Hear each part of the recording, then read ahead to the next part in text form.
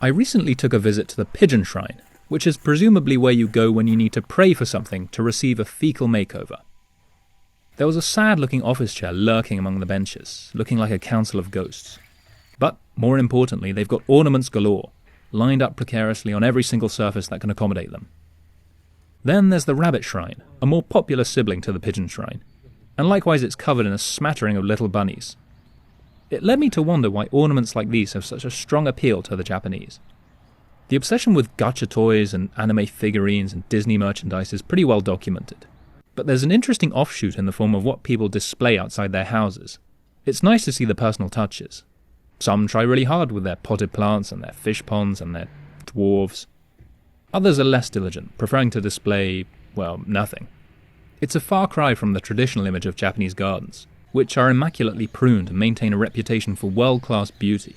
There are so many of them in Kyoto that it's exhausting to see them all, and even if I went around making a video about them, I'd worry it's nothing that hasn't been done a million times before.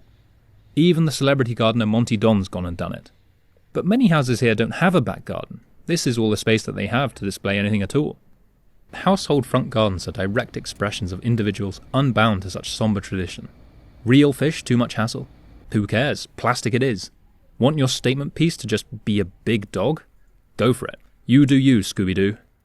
As beautiful as the traditional gardens are, it's nice to see something that isn't incessantly manicured, or even in particularly good taste. Perhaps that's why I like them. They're little oases away from Kyoto's UNESCO, temple, fancy rock garden, national treasure, historical tea house, imperial palace, ancient tradition complex. Not knocking that stuff, but you need a break sometimes to look at some other stuff. Haphazard horticulture and potted plants aplenty can be found down every street, and you'll always find something interesting if you only go looking for it. Having said that, some things are better off left unseen. What am I talking about? Well, here's a scenario for you. My front garden is looking good, but there's something missing. I want everyone who walks past to be greeted by a weird little freak. Enter the tanuki. I'm just going to come out and say it, I think they're creepy. This is especially unlucky for me because they're utterly ubiquitous, and they skulk outside homes and businesses alike. Oh, but they're supposed to bring fortune, I hear you cry, your lips encrusted with cheesy Dorito dust and bits of sick. Yeah, sure. Great job on that one, guys. There's an entire mythology surrounding their balls, which are not only humongous but also magical, and I'm forced to recall it whenever I see one of their gurning faces. Real tanuki are great, I don't have a bad word to say about them, but they've really been shafted with some of these depictions. The taxidermy stuff in particular is chilling. So I was therefore grateful to the January snow for burying so many of them. For instance, I was spared seeing the nether regions of my friend here. Now, listen, I'm no prude, okay? There's nothing wrong with a bit of sexiness. Hell, some of my best friends are sexy. But the relentless obsession with exhibiting tanuki statues boasting scrotal endowments that would make Santa Claus jealous is, quite frankly, too much at times. And if I wanted to gaze into the mad, staring eyes of a fiend, then I'd look in a mirror. They're probably not what I'd want to welcome me home, unless I was Stephen King back when he was still doing a lot of cocaine. No. What I much prefer are the froggies. The word for frog in Japanese is kaeru, and so is the word for the verb to return home. So it's common to put a little froggy at the front of your house as a lucky symbol of safe homecoming. And guess what? They bring fortune as well. So do yourself a favour and give those tanuki the boot. Speaking of fear, I've seen a handful of these window displays that don't sit right with me. There's this one that looks like Snoopy ended up in Azkaban. I mean, who is this for? Equally inscrutable was this display case attached to the wall in the street. What, I wonder, was the motivation to share this collection with the general public? To show it off? Still, I actually have a lot of respect for it compared to the cloying and saccharine alternatives that infest so many other homes. The maidens and the dollies, and the cutesy animals, and the fairy tale miscellanea, and the insidious unnamables that beckon from the Stygian void. With the arrival of the aforementioned snow, a fleeting addition to the front gardens has appeared. The snowman. Japanese snowmen are notable in that they are usually comprised of 2 spheres, not 3. Or that's the idea at least. Most of the ones I saw this year were sadder than that. Poignant reminders of the human condition. Memento mori. Likewise, the sight of this buried pushchair evoked a sad and poetic sentiment. Baby's first avalanche. As you can see, some people let the snow consume everything. Babies, chairs, gardens. I bet you can't guess what's under here. Although occasionally a few precious plants are spared that fate via the sanctuary of a plastic bag. It's about time those fuckers gave something back to the environment. It's nice that so many of these displays aren't fenced off behind a wall. They're usually plonked down right into the road, which I suppose is common in cities that value bikes and pedestrians as much as cars. I think it makes a really positive impact on the neighbourhood for each household to put a few plants out.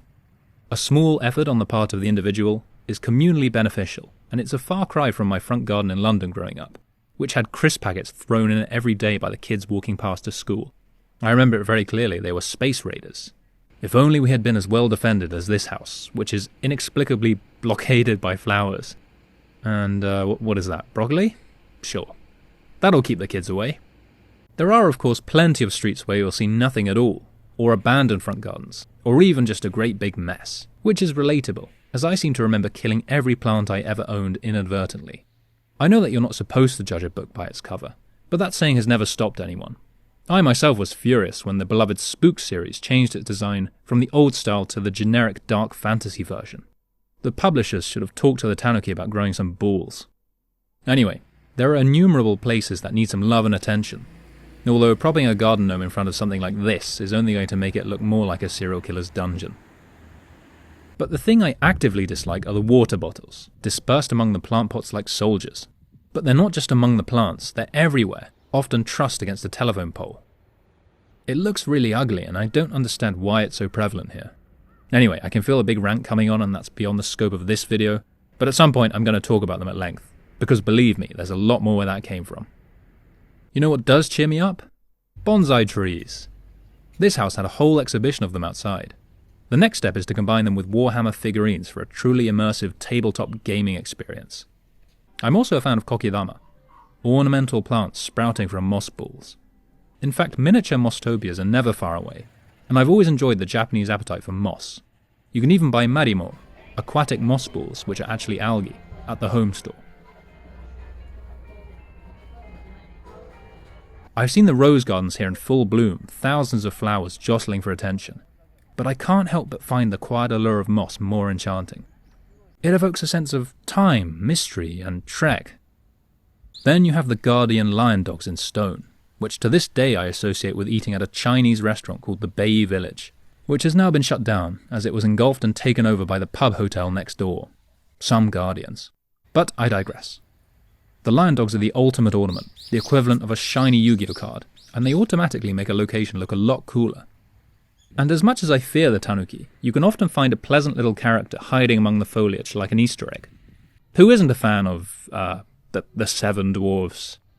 Remember that one dwarf who had his glasses split either side of his nose? What? How's that working? How would you even put those on? And I couldn't help but laugh when I found this cone ornament, which, if you've seen my cone video, you'll understand why. You really can't get away from them. Or maybe I'm mistaken and it's just a really big hat for a gnome. A man-sized gnome. Jesus. Gosh, who knew that you could pack so much excitement into a few plant pots? Certainly not me. But we've all grown a little bit on this journey, much like our botanical friends here. At the end of the day, we're all a part of this sorry old world. So why not make your neighbourhood proud with a little front of house maintenance? I'm doing my part. Are you?